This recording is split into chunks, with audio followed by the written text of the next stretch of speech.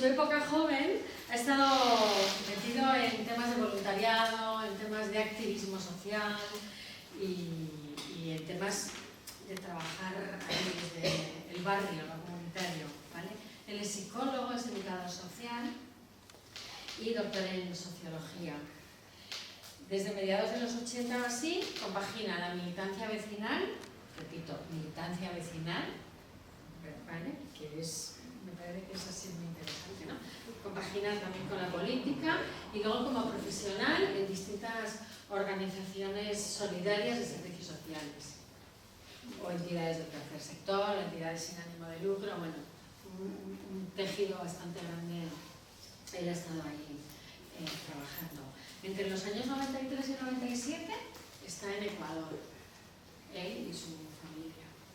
¿Vale? Y desde 1998, bueno, pues es consultor de entidades del tercer sector, entidades solidarias y de distintas administraciones, diputaciones, gobiernos autonómicos. Bueno, ahí tiene un recorrido largo como consultor. Ha sido viceconsejero de Asuntos Sociales en el gobierno vasco y ha escrito 10 libros y montones de capítulos y de artículos que tiene un blog muy interesante donde cuelga artículos sencillos, fantoba.net.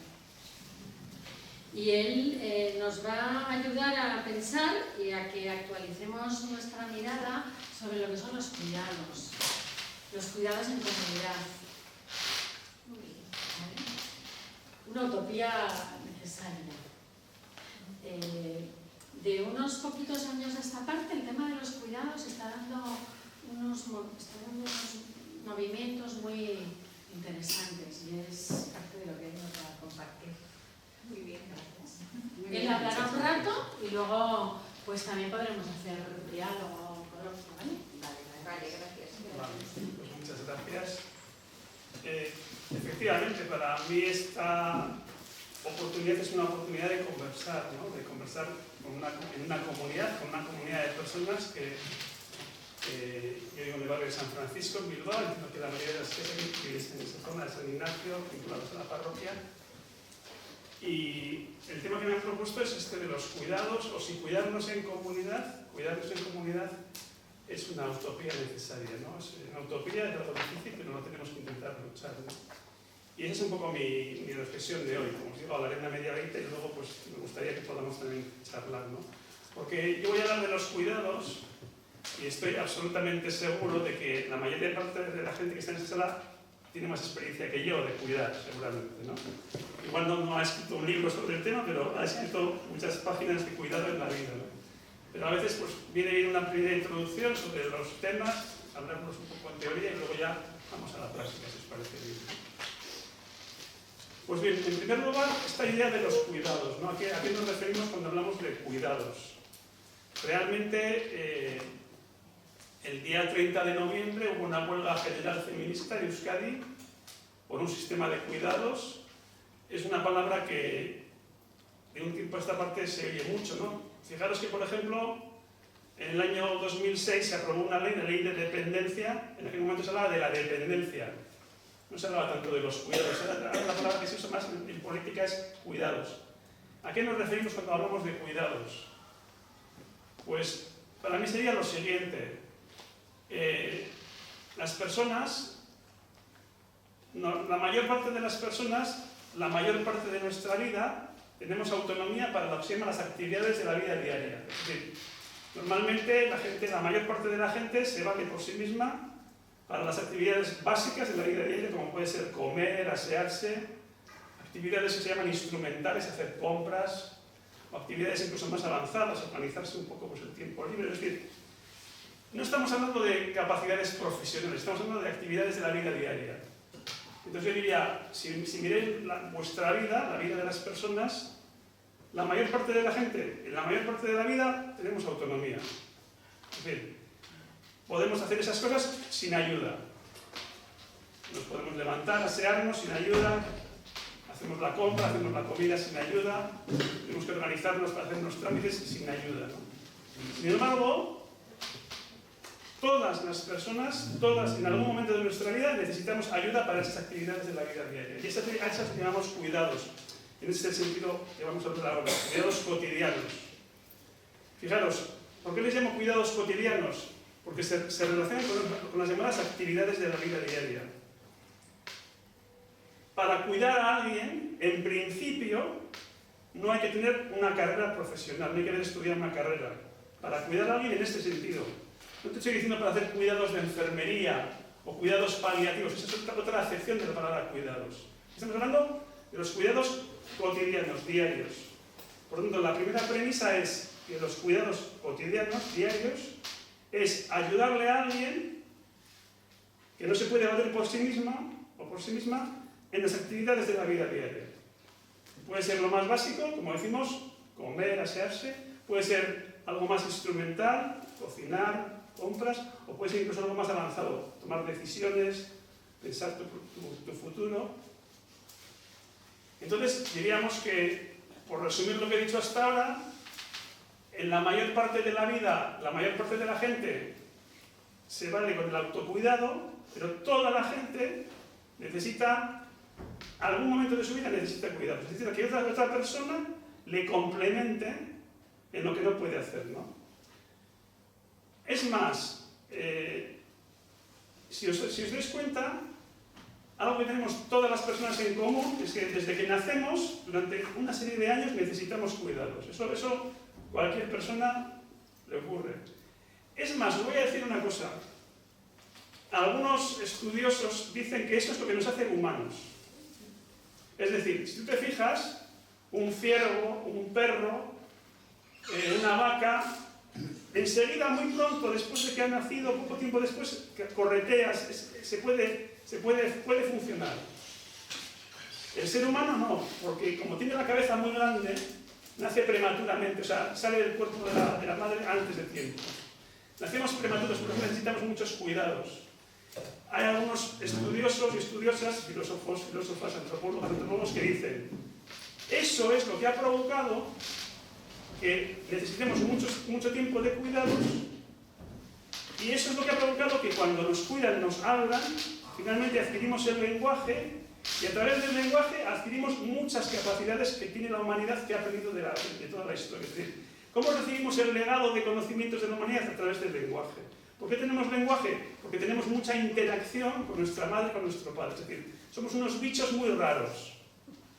Esos otros bichos que son tan autónomos, tan pronto, no necesitan cuidados, pues luego no tienen lenguaje y no tienen, dijéramos, catedrales, ni aviones, ni tampoco la ciencia, ni tampoco el arte, ni tampoco la poesía. O sea, todos los artefactos humanos, como la poesía, como la política, como la arquitectura, como la religión, son porque necesitábamos cuidados, porque alguien nos cuidó mucho tiempo y nos hicimos humanos. Fijaros, una criatura, un ser humano, un bebé humano, que le lleváramos a un lugar aislado, le diéramos alimento, le diéramos calor, pero no tuviera contacto con otro ser humano, o sea, podría incluso sobrevivir algún tiempo, pero no vendría a ser un ser humano, no adquiriría lenguaje, no adquiriría, no tendría relaciones afectivas, no tendría lo que es la característico nuestro, ¿no?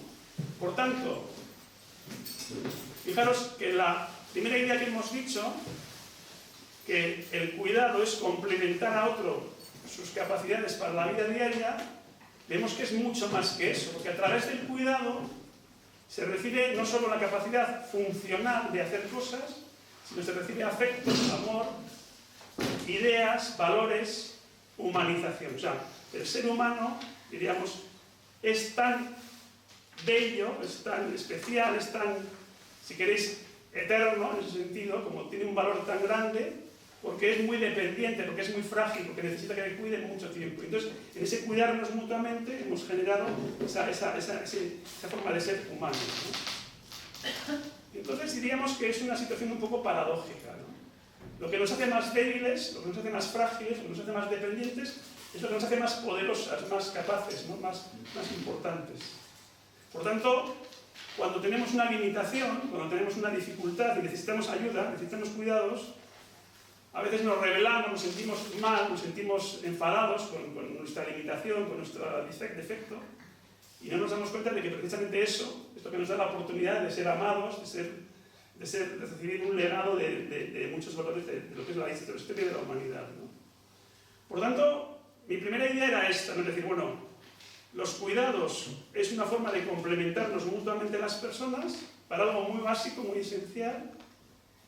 Todo el mundo necesita cuidados cuando nace, en otros momentos de la vida, cuando está enfermo, tiene una limitación, y normalmente cuando te haces mayor también necesitas más cuidados, porque te vas sintiendo más frágil, más vulnerable, ¿no? Bien, este asunto de los cuidados es una cosa que hay que organizarla colectivamente, es decir, no sirve pensar que cada uno se busca la vida. O sea, si alguien te dice que el cuidado es un problema individual, es absurdo, porque tú necesitas que otro te cuide. Es decir, si tú no nacieras en un lugar donde te cuidan, no podrías sobrevivir. Por tanto, la sociedad tiene que estar organizada, porque incluso en el caso de que, por ejemplo, nazca una criatura y nadie le cuide, alguien tiene que cuidarle, ¿no? De hecho, si pensáis en las películas y en los libros, la cosa más universal que hacen los servicios sociales es eso. Hay una criatura que está abandonada, que no se cuidada por nadie, pues hay alguien que se ocupa, ¿no? Antiguamente, en los conventos había un torno, ¿no?, donde se dejaba al bebé abandonado para que se ocupara, pues, la beneficencia, en este caso, unas monjas o diferentes instituciones que se han ocupado. ¿Por qué la sociedad ha previsto siempre eso? Porque los cuidados son absolutamente necesarios. Entonces, o bien una orden religiosa, o bien un instituto de beneficencia, o bien el Estado, o bien alguien, los servicios sociales, tiene que estar pendiente cuando alguien necesita cuidados y no los recibe de su red primaria, ¿no? Porque diríamos que es verdad que los cuidados inicialmente nos los da alguien que tiene una relación afectiva con nosotros, ¿no? Alguien que puede ser padre, madre, hijo, hija, hermano, hermana. Es decir, como que yo diría que en nuestra cultura, por lo menos en nuestra cultura, en nuestra forma de ver la vida, lo que vemos como natural y como bueno y como deseable es el cuidado de alguien que tienes un vínculo afectivo con esa persona, ¿no? O sea, es decir, no vemos a gente que dice, tiene un hijo y dice, bueno, ya he tenido el hijo, ahora le encargo esto a una institución que se ocupe de él. Eso es excepcional. Normalmente lo que vemos como positivo, como bueno, es que sea la propia persona que tiene un vínculo afectivo la que cuida, ¿no? Fijaros que cuando cuidamos a una criatura, a un hijo, a una hija, lo hacemos de una forma altruista, con una expectativa de reciprocidad. Eso sí es verdad. O sea, esperamos razonablemente que esa dedicación que le prestamos a esa criatura, si algún día nosotros necesitamos, también de alguna manera se responsabilice de nosotros, ¿no? Pero no lo apuntamos en un papel, o sea, no estamos apuntando en un papel las horas que dedicamos al cuidado de un hijo o de una hija para luego decirle, mira, todo esto. Por eso yo hablo de una expectativa razonable de reciprocidad. Es decir, las relaciones de reciprocidad son las relaciones típicas de la amistad, de la familia, de la comunidad en realidad, ¿no? Cuando somos comunidad con alguien, no tenemos una obligación legal, o sea, no lo hacemos porque nos obliguen legalmente, no lo hacemos porque nos paguen, lo hacemos porque nos sentimos parte de un todo y hay una relación de reciprocidad, ¿no?, por decirlo así.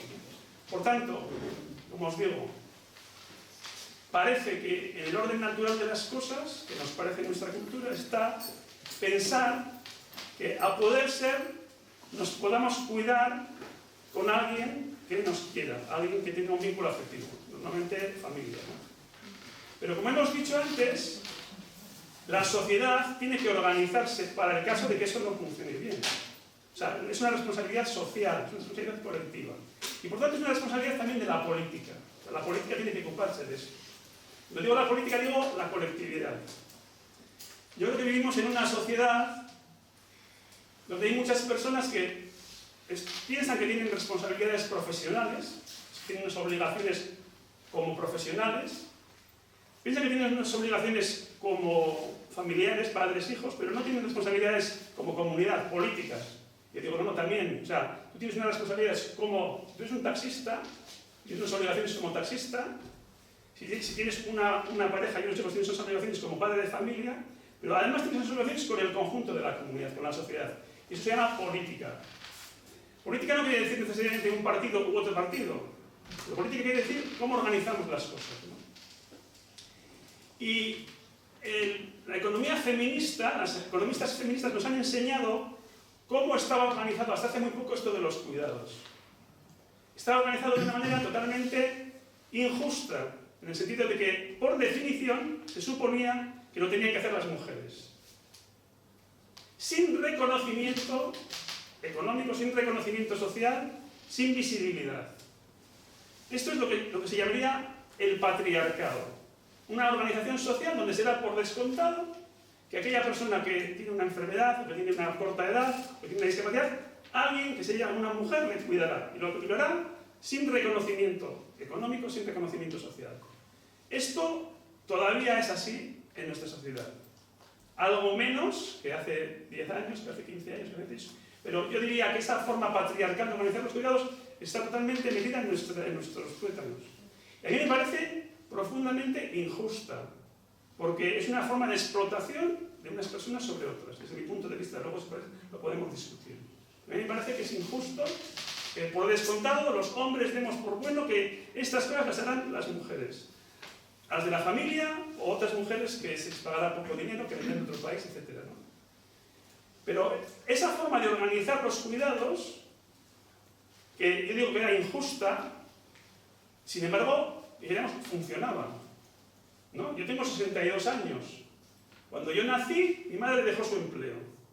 Era lo que la sociedad le decía que tenía que hacer. Dejó su empleo y se dedicó a cuidarme. A cuidar a otros hijos, a cuidar a su padre, o sea, a cuidar. Si yo pregunto, voy a Seguridad Social y pido la vida laboral de mi madre, a ver qué pone, no pone nada. Cero, vacío, blanco. Eso no está apuntado en ningún sitio. Eso se ha hecho gratis en el espacio privado y dijéramos, sin un reconocimiento, como decía. Bueno, yo considero que eso, como digo, es injusto y considero que además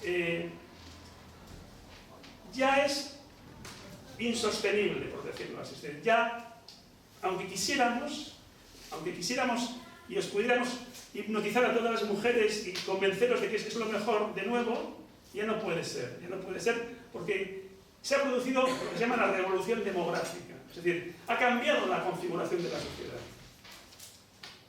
Ha cambiado por buenas razones. Es decir, ¿por qué ahora tenemos menos hijos e hijas que hace 100 años? Porque necesitamos tener menos hijos e hijas para que sobrevivan algunos. Es decir, la especie humana tenía muchas criaturas porque muy pocas sobrevivían hasta la edad adulta.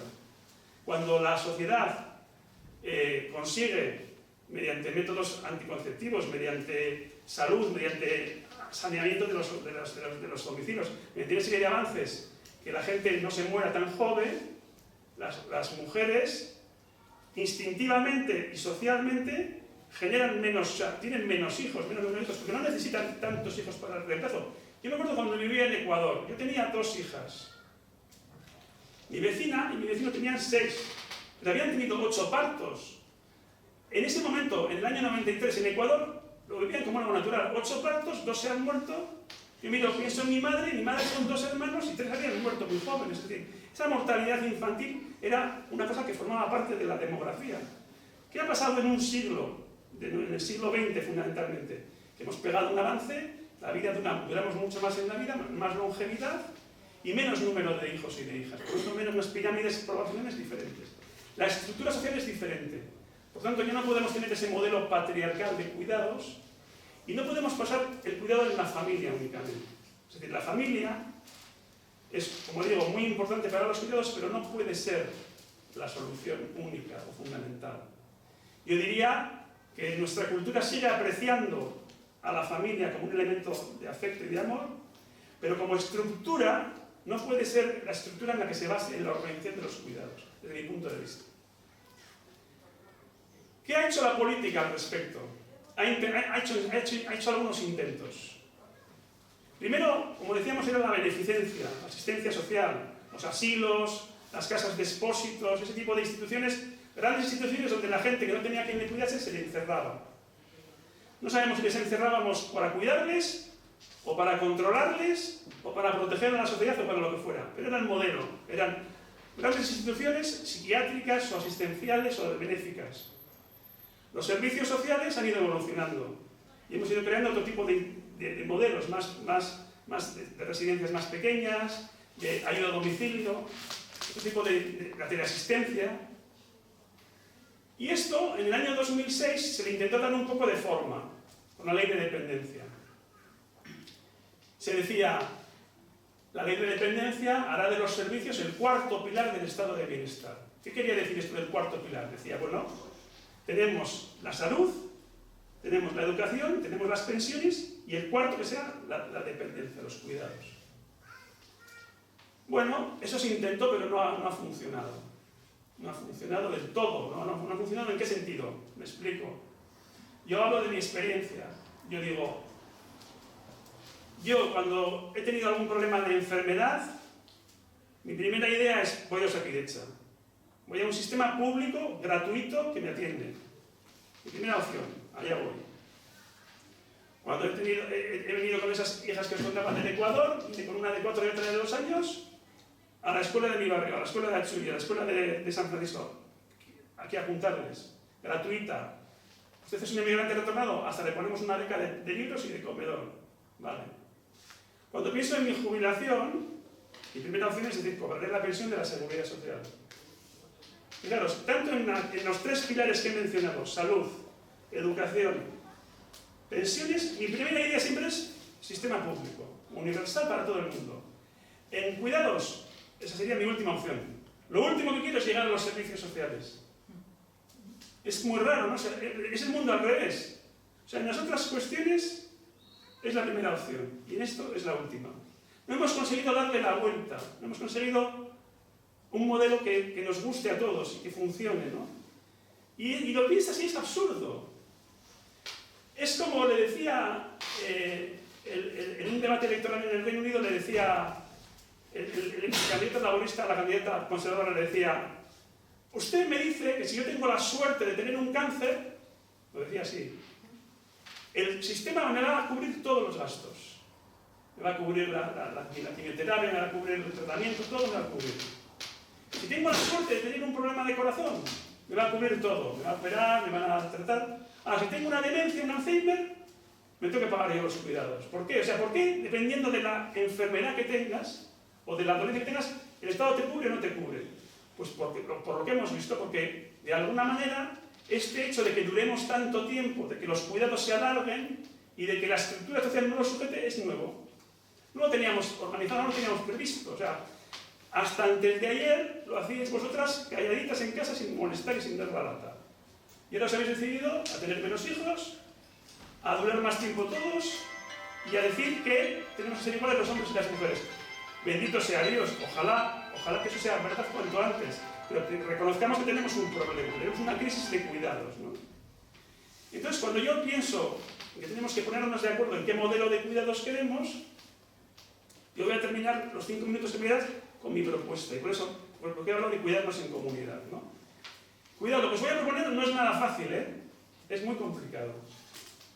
Porque los cuidados son una cosa muy complicada.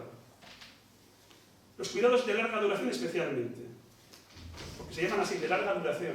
Duran mucho tiempo, son muy dinámicos, cambian mucho la realidad de las personas. La vida de esas personas va cambiando su panorama de entorno, de relaciones.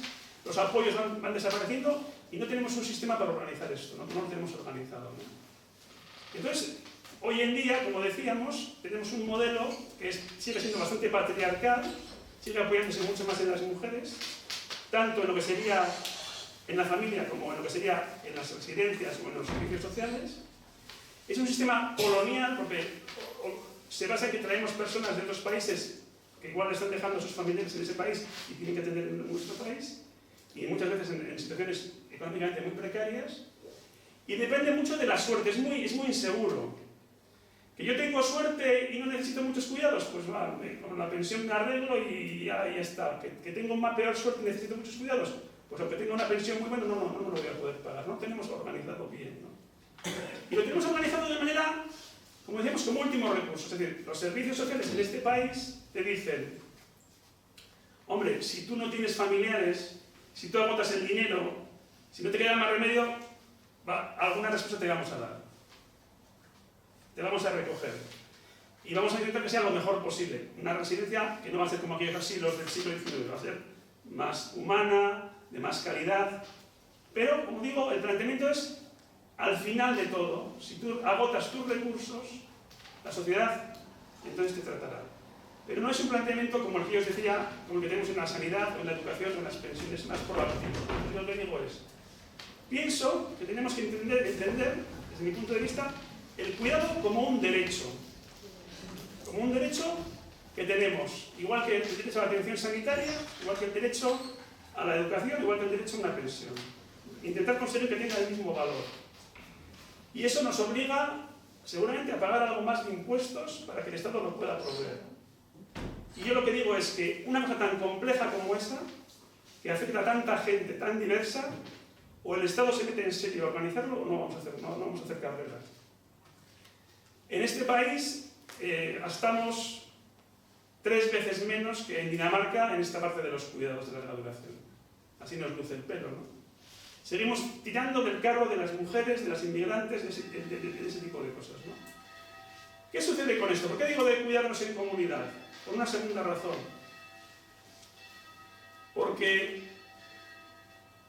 ese valor que le decíamos del cuidado, ese valor de los afectos, del amor, de la confianza, hay que seguirlo intentando potenciar. Es decir, el hecho de que tengamos un derecho, un derecho para tener un cuidado, no quiere decir que no tengamos una obligación también las personas de cuidar.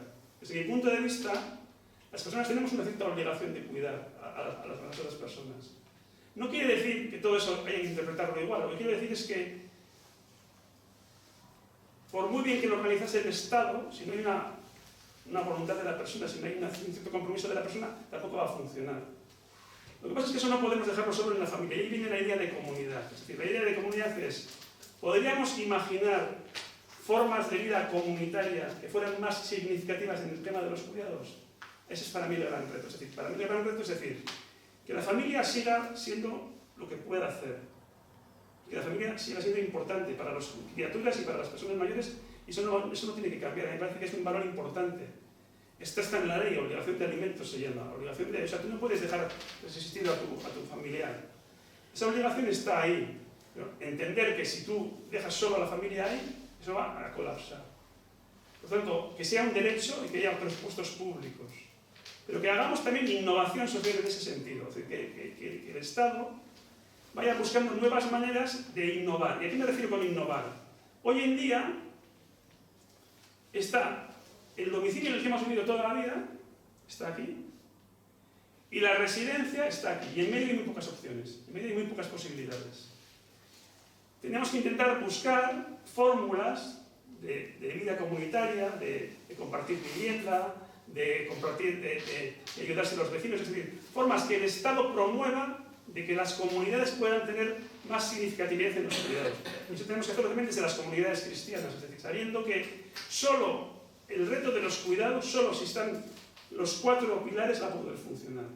Pilar quiere decir el Estado con sus presupuestos públicos garantizando unos derechos, la familia no puede dejar de hacerlo, la comunidad y también el mundo de la empresa, el mundo profesionalizado tiene que estar ahí. Es decir, yo quiero que las personas que cuidan tengan mejores remuneraciones, sean puestos bien pagados, que sean puestos que la sociedad ponga ahí a las mejores personas con los mejores sueldos, porque es el lugar más importante donde se está jugando la dignidad humana, ¿no?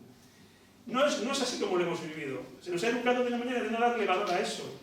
Le damos más valor a una persona que se inventa un videojuego de matar marcianos y algo tan complicado como acompañar la vida de una persona que se va haciendo frágil y que esa persona tenga calidad de vida, parece que lo puede hacer cualquiera. Eso es un error desde mi punto de vista, ¿no? Y por lo tanto yo os diría que en este momento, desde un punto de vista político, seguramente este es el principal reto que tenemos encima de la mesa. Tenemos otros retos, pero el reto de los cuidados es así, porque además, en este momento, mi generación, que es la gente del baby boom, está llegando a la edad baby boom, que es cuando nacieron muchos niños y niñas a la vez. Es decir, ahora mismo, la gente de mi edad somos mucha gente, mucha más gente que la gente que tiene 30 años. Somos muy numerosos, es decir, la gente que tiene 90 años, yo te digo a mi alrededor, simplemente mirando a mi alrededor, y más que menos tiene 3, 4 hijos, hijas que viven por aquí cerca, o sea, Dentro de 30 años, o de 20 años, o de 15 años, la gente que tenga necesidades de cuidado va a tener muchos menos hijos, muchos van a vivir lejos, es decir, la estructura no va a sujetar a esta generación del baby boom. Por lo tanto, se nos viene un tsunami. Estamos ya entrando en la tormenta perfecta. Y nos jugamos mucho ahí, y de alguna manera hay intereses en la sociedad para eso no mirar para otro lado, para no considerarlo un tema importante. Yo digo, me parece que es un tema importante y que requiere, como digo, de los cuatro motores. Es como estos coches que tienen tracción a las 4 ruedas. Familia, comunidad, Estado y profesión.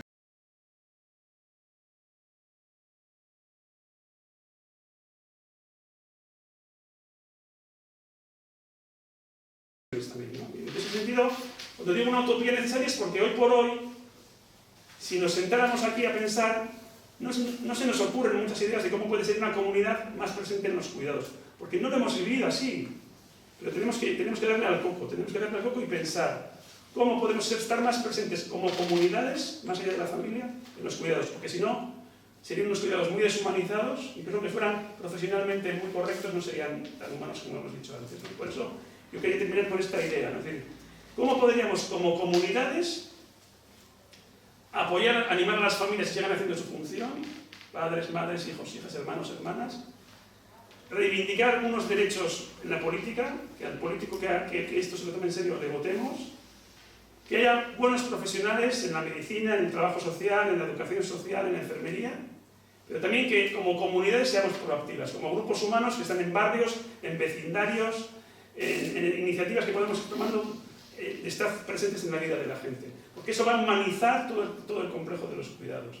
Por supuesto, superando todo el sesgo de género, o sea, ahí los hombres tenemos que dar un paso adelante, renunciar a nuestros privilegios de género, a ese privilegio de no tener que cuidar, y a la vez aprender y disfrutar de ese cuidado, ¿no? Esta era un poco la idea. Esto que os he contado lo podéis leer en mi blog, tengo cosas escritas, pero yo ahora quiero más bien escucharos. Porque como os he dicho, yo estoy convencido de que hay gente que sabe mucho más que yo de los cuidados, al menos en la vida práctica y real. Me gustaría que me dijerais qué os parece lo que he dicho, qué no estáis de acuerdo, qué matizaríais, qué corregiríais, qué queréis aclarar. Hagamos un diálogo un ratito. Os prometo que a las 8 en punto estamos saliendo por la puerta. Se me han pedido y así va a ser. O sea, puntualidad para empezar, puntualidad para terminar. O sea que venga, ¿quién se anima a ir conversando? ¿Quién le apetece? Pueden ser críticas, pueden ser, no sé, preguntas, pueden ser lo que queráis. Desacuerdos. Venga, adelante. Yo estoy muy de acuerdo con lo que has dicho y lo de los cuidados en toda la vida. Pero es que no estamos acostumbrados a cuidarnos. Estamos acostumbrados a que nos cuiden. Cuando nos cae el marrón, cuidas. Y cuidas y hay gente que se escapea. Entonces, sí es verdad, hace falta que la sociedad, la comunidad te... Claro, yo ahora mismo estoy pensando en una noticia que yo, en un noticiario hoy. Un cuarto de los jóvenes de 20 a 30 y tantos se siente solo. O si ya está solo por una serie de razones, no se están cuidando, no saben cómo cuidarse, no hay quien les cuide y en el futuro no van a saber cuidar tampoco. Sí, pero yo también quiero decir una cosa al respecto. Tenemos que ser conscientes de por qué nos ha pasado eso. Nos ha pasado porque lo hemos decidido, en parte. Es decir, no nos gustaba aquella sociedad donde nos controlaban, donde llegaba el primo de Murcia y se quedaba 3 meses, otros años en tu casa y no le podías decir nada, donde... Es decir, esa sociedad más homogénea, menos individualizada, ¿no? Hemos querido ser más individuales en derechos, en posibilidades, tener unas viviendas más pequeñas, vivir en núcleos más pequeños. Hemos querido esa independencia y luego eso tiene la otra parte. Es decir, hemos ensayado una forma de vida más individualizada, que ha tenido cosas buenas en ese sentido.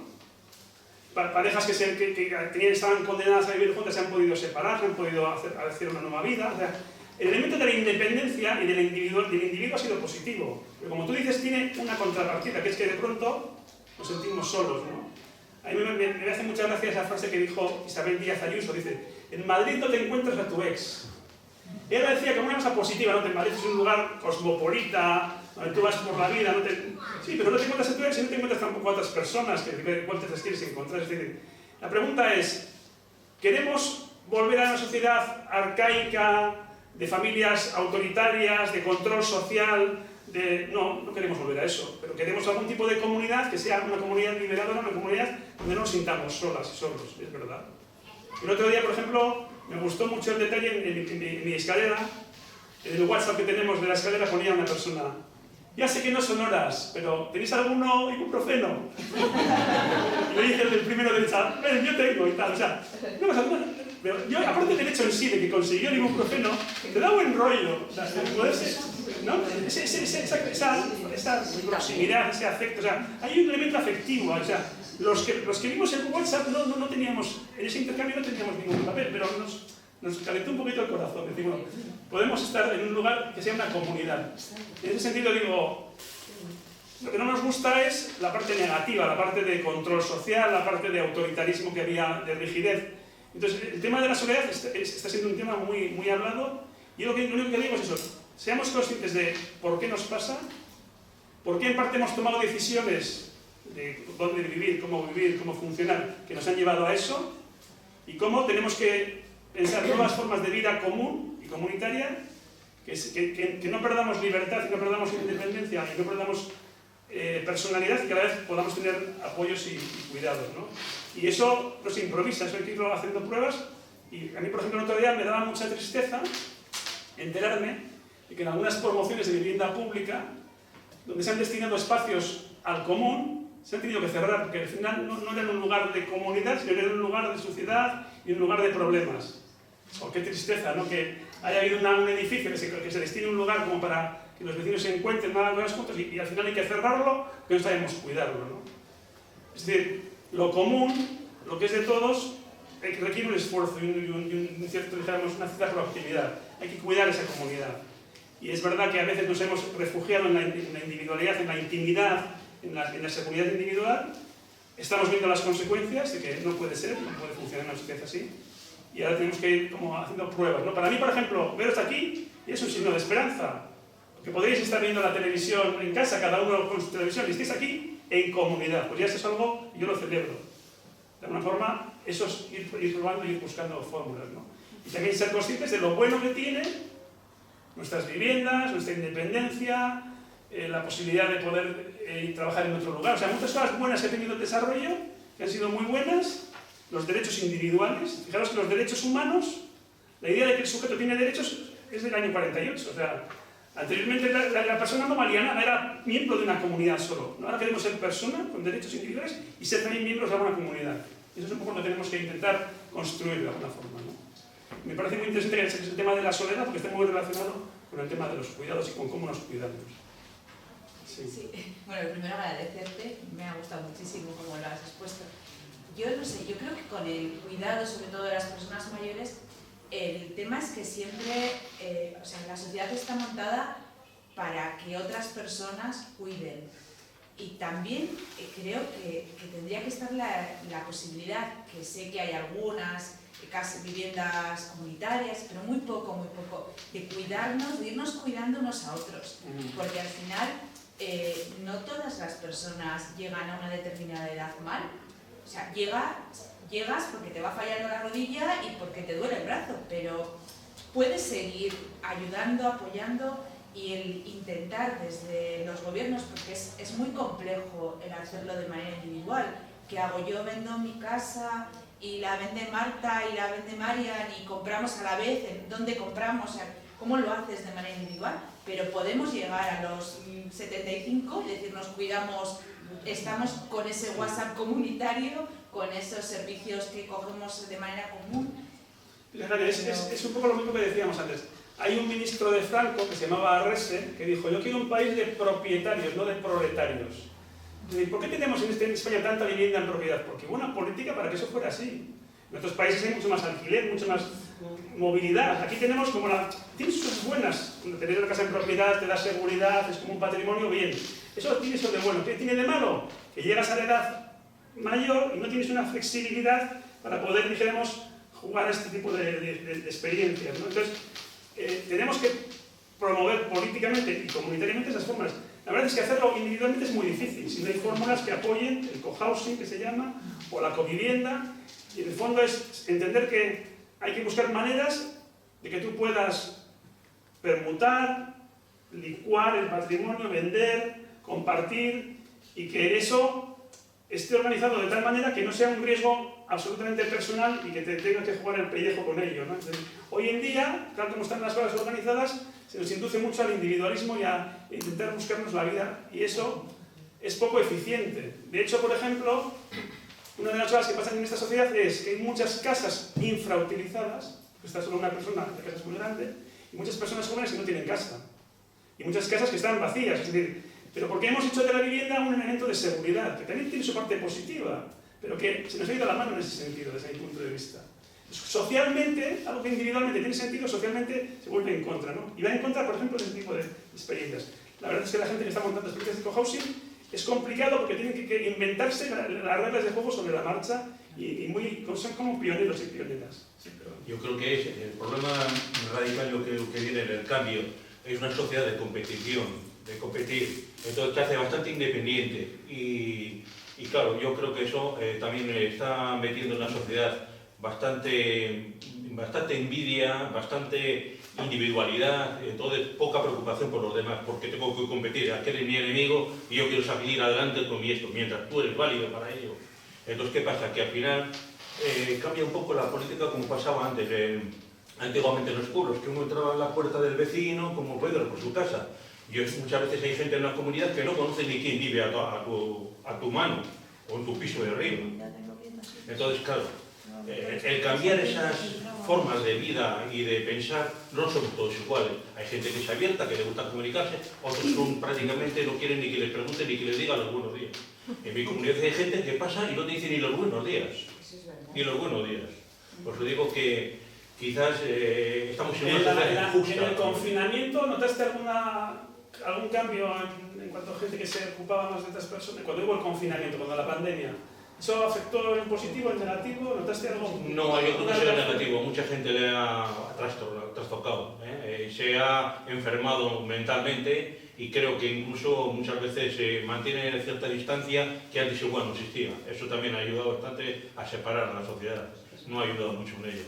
Y luego ya pues cada familia es muy individual, muy particular. Hay familias que son muy abiertas, que están en un trato particular porque tienen los hijos cerca y se llevan bien con ellos, otros no se llevan tan bien. Entonces son muchos los problemas que ocurren en esta sociedad. Yo te diría, yo sí, por ejemplo, en San Francisco tuvimos una experiencia, yo la viví como positiva, de ayuda mutua en el confinamiento.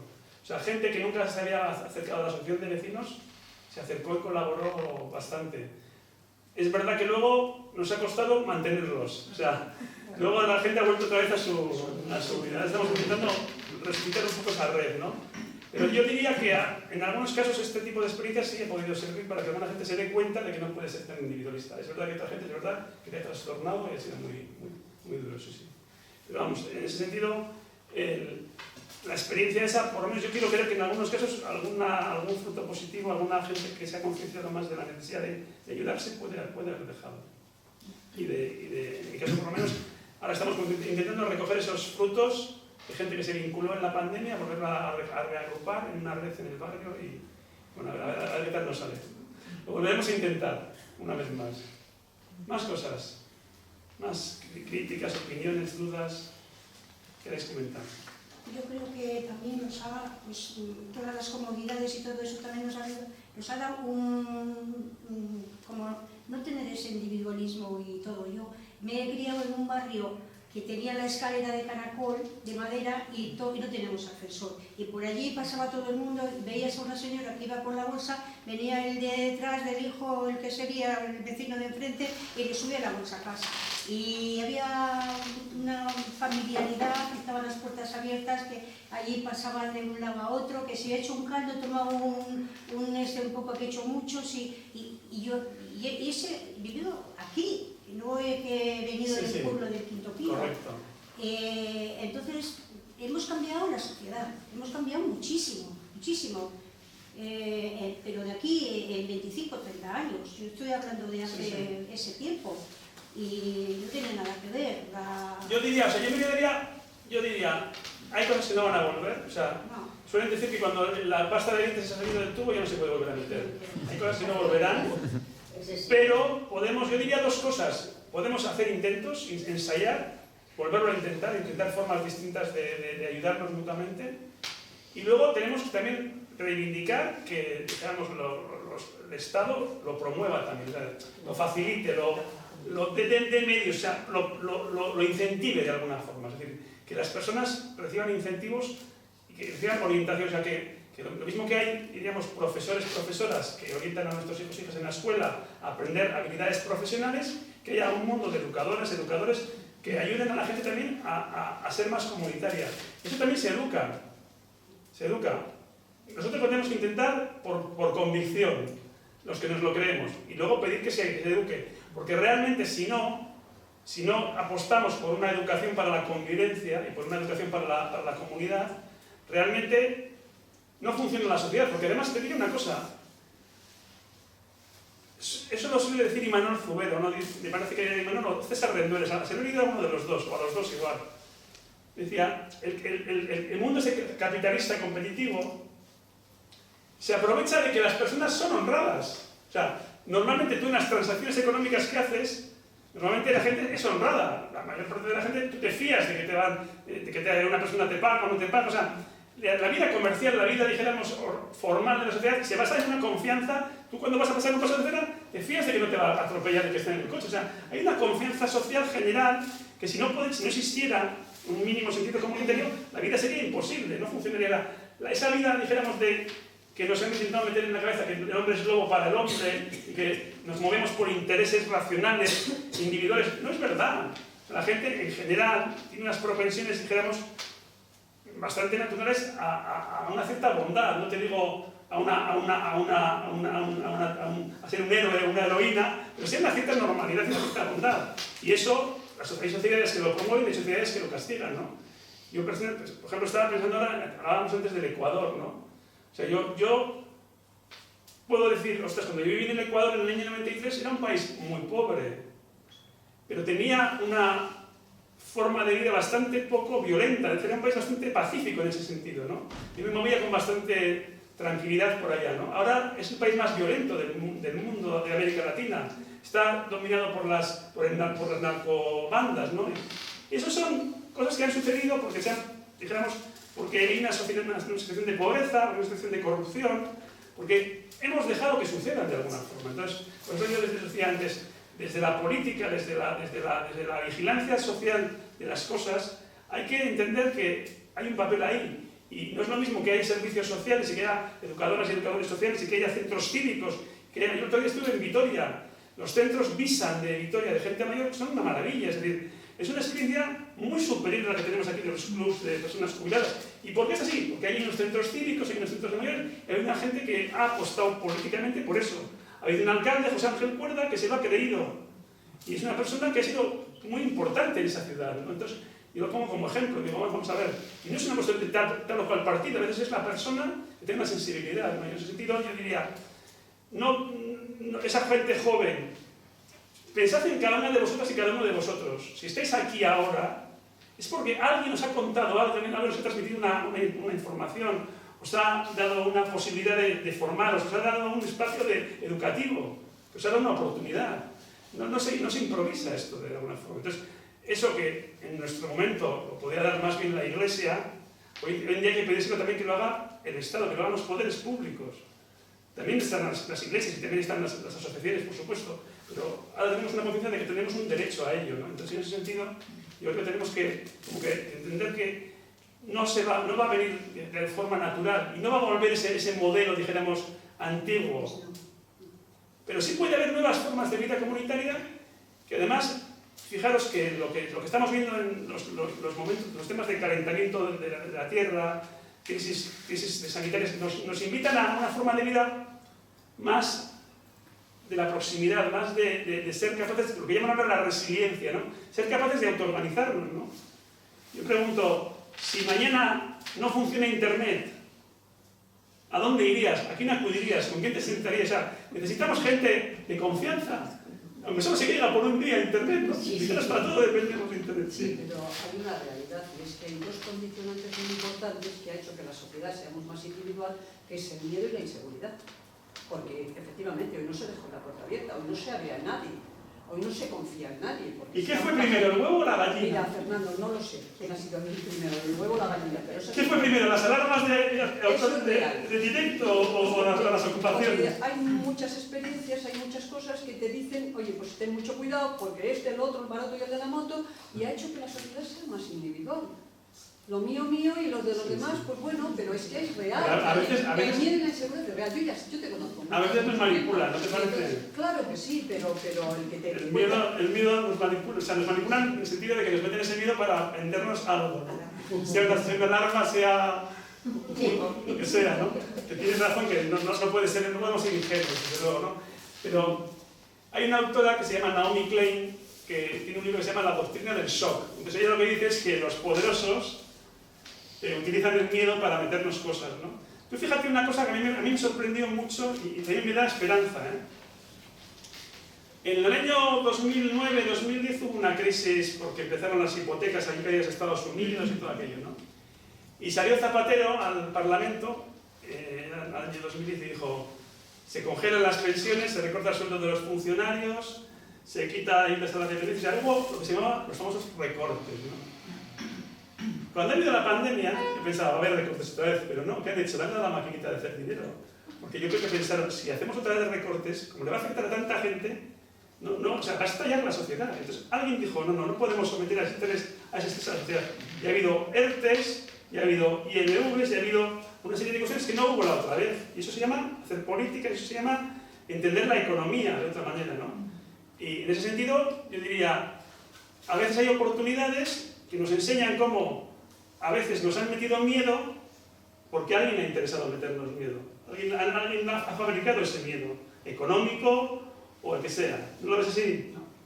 O sea, ¿tú crees que hay cosas objetivas para el miedo? Sí, habrá una parte, tienes razón, pero otra parte es que si tú vas por la calle y te pega un tirón y te pone la navaja así, no sé lo que tiene Zapatero ni el otro ni Maroto, o sea, pero es que hay una inseguridad hoy y una desconfianza que es que no te permite, el ser todo abierta y todo lo todo abierto, el todo el confiar o el todo el dedicarte o el todo, tantos engaños, pues al final con nuestra edad, cuando has hablado de los 75, nos has llamado mayores.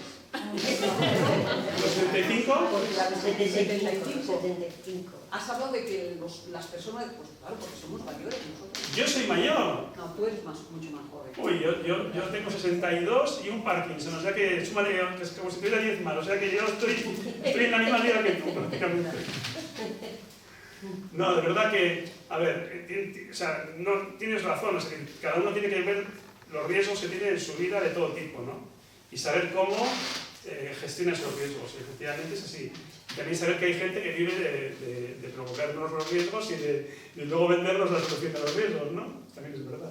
Lo que está claro que hay sociedades como Noruega, Suecia o Japón que, aparte de tener, digamos, un nivel de vida y una preparación mucho mayor que el resto de los países, la consideración a la gente mayor es muy diferente que aquí. Tienen otro tipo de mentalidad y otra consideración. Ahí tienen más palmitas sabiendo que tú has levantado el país y que tienen un reconocimiento hacia ellos. Aquí no existe, yo creo, eso. Sí, bueno, es verdad que ese elemento cultural es importante, desde luego. Más cosas, algún otro comentario, nos quedan 5 minutos. ¿No os queréis con ganas de decir algo que luego...?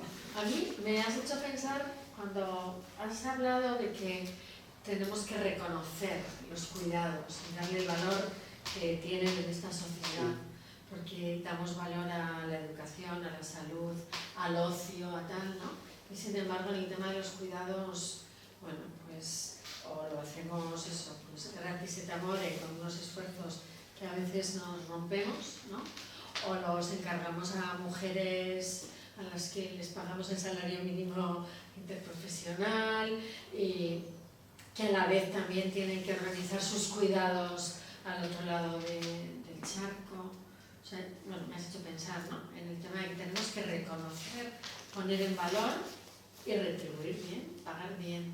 Sí que es verdad que esto no puede ser abordado por muchas familias, entonces ahí sí que, ¿no?, nuestro trabajo de reivindicar es importante, porque la política y la sociedad tenemos que ver cómo mejoramos esos cuidados. Y fíjate, además, hay algo que nos juega una mala pasada, que es la siguiente. Decimos, bueno, Si todas las personas, en general, que hemos sido padres o madres, no hemos hecho un cursillo, no hemos hecho una carrera y más o menos hemos cuidado, pues decimos, será algo fácil. Cuidar será fácil, lo puede hacer cualquiera. A ver, vayamos por partes, que decía ya que el destripador. Hay una cosa que es verdad, que en principio no necesitaríamos hacer una carrera para cuidar a una persona en este concepto de cuidados cotidianos. Ahora bien, cuando algo se estropea, o sea, una cosa es saber utilizar un mecanismo o estar en un mecanismo cuando funciona, pero es saberlo arreglar cuando se estropea. Quiero decir que son dos cosas diferentes. Es decir, cuando tú estás en una dinámica de funcionamiento normal, cuando tú estás bien físicamente y no tienes ninguna dificultad y casi ni te das cuenta de lo que haces, comes, te aseas, te preparas, o sea, cuando el autocuidado funciona de forma natural o el cuidado es algo pequeño porque un día estás enfermo y tu pareja ese día te hace una manzanilla o te ayuda a vestirte porque estás un poco pochito, eso es, digamos, eso sí entra en el terreno de lo más o menos fácil, ¿no? Ahora, realmente cuando hablamos de cuidados ya más prolongados y más complejos, eso es tela marinera, porque de alguna manera, por ejemplo, como te sientes es muy dinámico, cambia mucho las necesidades de la persona, lo has organizado y si te desorganiza tienes que volver a organizar, hay formas de verlo muy diferentes entre los hijos, los hermanos, la propia persona, cómo se adapta esa persona a sus cambios, es decir, hay realmente, los que tengáis experiencia propia como personas mayores que estéis envejeciendo y necesitáis cuidados, o de cuidar a personas en cuidados de larga duración, o por discapacidad, o por autismo, o sea, requiere, es verdad que hace falta una parte personal familiar, pero hace falta una parte profesional y de orientación, y de que te ayuden a organizarte bien también, ¿no? En ese sentido, es lo que decíamos que alguien dice, no, bueno, pues he contratado a una persona, empleada de hogar, y ahí está, todo el día.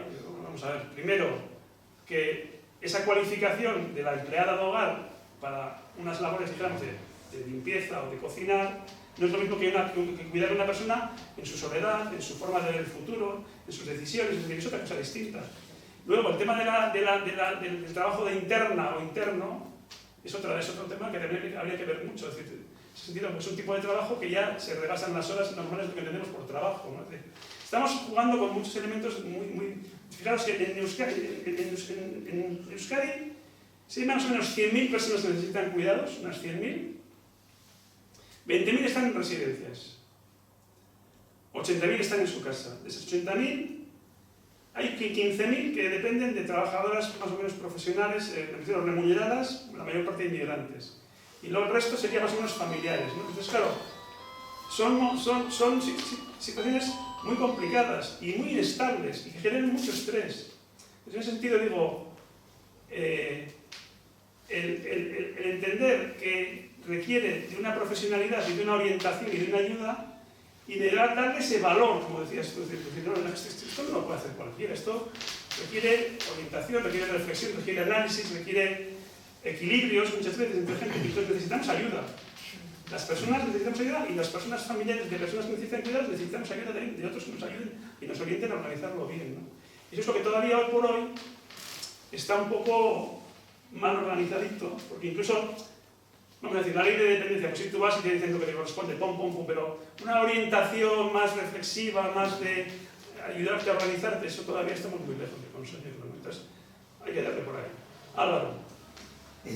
Fernando, hablabas, bueno, has comentado, ¿no?, de los pilares, ¿no? Me ha gustado mucho el escenario que nos has puesto. Hablamos de salud, educación, pensiones, claro, pilares que decimos como primera opción, ¿no? Quiero eso, si necesito, aquí nos ponemos malos o malas y vamos a cruces, ¿no? Y tenemos la opción y está el bien universal. Digo, joder, cuando hablamos de cuidados, a ti te suena descabellado, si, diríamos lo mismo que tenemos Osakidecha y Sakidecha, es decir, que podamos montar desde ahí los servicios con esa rama de las familias, pero con ese peso y que creamos en ello. Y no sé, creo, cuando hablamos de Estado, de políticas, no podrían, no sé, ¿qué opinión te merece? O hablábamos también de utopía, sería como ese intento, es decir, intentar conseguir que el día que alguien necesita cuidados, tenga un lugar al que ir Eso. y le orienten, le den respuestas, le den opciones para elegir, pueda variar y tenga una cierta garantía de que eso se va a poder hacer cargo. Evidentemente, si tú finalmente, por ejemplo, estás en una residencia a pensión completa, no vas a estar luego ahorrándote la pensión en una cuenta. Lógicamente, parte de esa pensión irá a asumir esos gastos. Pero que sea algo mucho más, dijéramos, mucho menos oneroso, mucho más, dijéramos, universal en ese sentido, como forma de, o sea, que socialmente nos pongamos de acuerdo en que lo mismo que nos hemos puesto de acuerdo, de que no dependa de tu buena suerte económica o familiar, que te puedan atender de un cáncer, o que tengas un hijo que vaya a una escuela, o que tengas una pensión. En el caso de la pensión depende de la cotización, porque es contributivo, pero que tenga una cotización similar. Lo cual no quiere decir que no tengas tú también que poner de tu parte, porque es como que alguien decía, tengo derecho a la salud, y tenía un copazo de veterano en la mano y un puro, o sea, porque decía, tengo derecho a la educación, que me aprueben. No, o sea, todos tenemos que poner de nuestra parte en la educación y en la salud, pero aquí también tendríamos que poner de nuestra parte, pero hombre, que nos ponga un poco más de parte ese sistema de servicios sociales, no entendido como un sistema para pobres o para gente que no le llama remedio, sino más universal, más ciudadano, ¿no? Y son las 8, oye, hace mentira. Lo que no hayan escuchado aquí lo pueden leer en el blog. Muchas gracias.